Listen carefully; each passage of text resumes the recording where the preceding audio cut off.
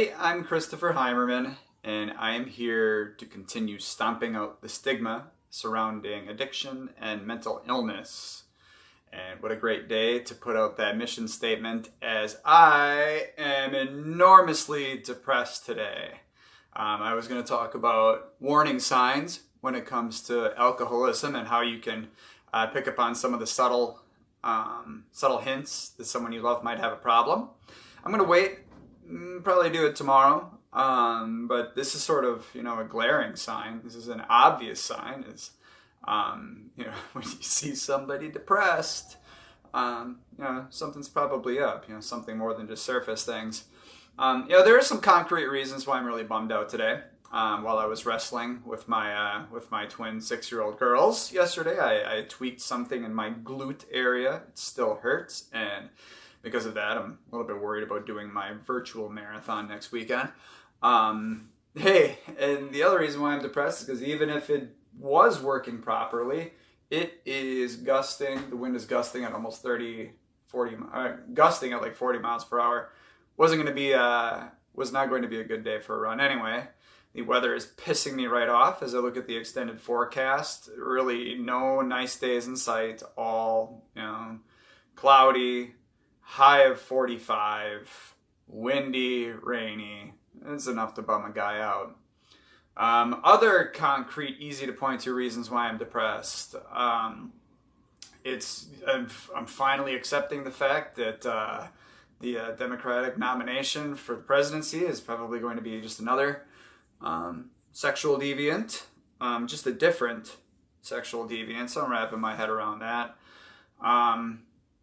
Should get into politics on here.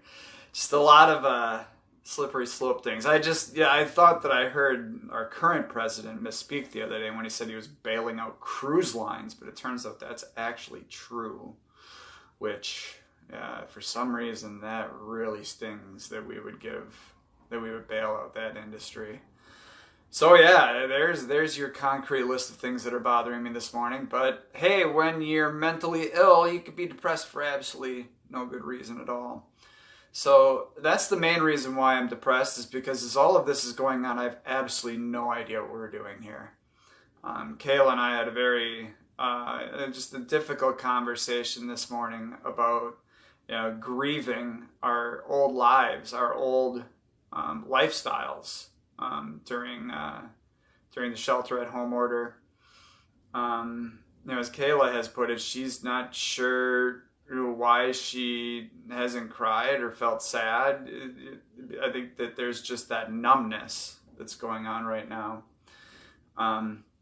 So I know that we're all here in these videos to pick up on some tools to deal with mental illness and alcoholism. But I think why a lot of people are here is to have sort of a touchstone when it comes to people with mental illness and depression. And that's the one thing that I can absolutely give people in spades today, is a vulnerable person who's just in a lot of pain. I really miss my job. That occurred to me this morning. I really miss our beagle, Zoe, who we had to have put down in January. And I keep thinking that, boy, it would be so much, this whole thing would be so much better if she was here. I miss my friends. I miss the gym. And Kayla and I were talking this morning. I really hurt for my daughters right now. Even though they're giggling and laughing in the next room, my brain is stuck on the fact that I need to try to make this time as normal and happy for them as possible. And I think in doing so, I'm probably not really making it an emphasis to keep Kayla and me happy. So basically, anytime I'm not playing with them, anytime that I'm telling them no to something, I feel guilty. And I need to figure out a way to reconcile that. As I've said many times, that comment section is absolutely huge for us. So I hope that you could take some stuff from me throughout these videos. But hey, feel free to chip in with some advice on how to deal with that stuff too. I'll take all the help I can get. But in all of this, I think that here's a tool that's easy to overlook sometimes in dealing with all this, is to talk about it. Kayla and I had a really good cry this morning. And I feel better now that it's been let out. I also feel exhausted because it is kind of exhausting to cry and to share. I see that there's some new people in the group this morning, which is really exciting. Bear with me that usually there's a whole lot more sunshine and rainbows, and that we get a lot more accomplished in terms of talking about tools, positive coping mechanisms. Yeah, for today, I just want to be sad. And today I'm going to be all right with that.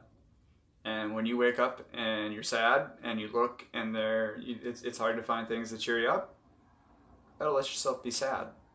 Because if you bottle that stuff up, you become a powder keg. You lash out like I did this morning when I read about the cruise line bailout, and I lost my mind. It's not pretty. You can ask Kayla.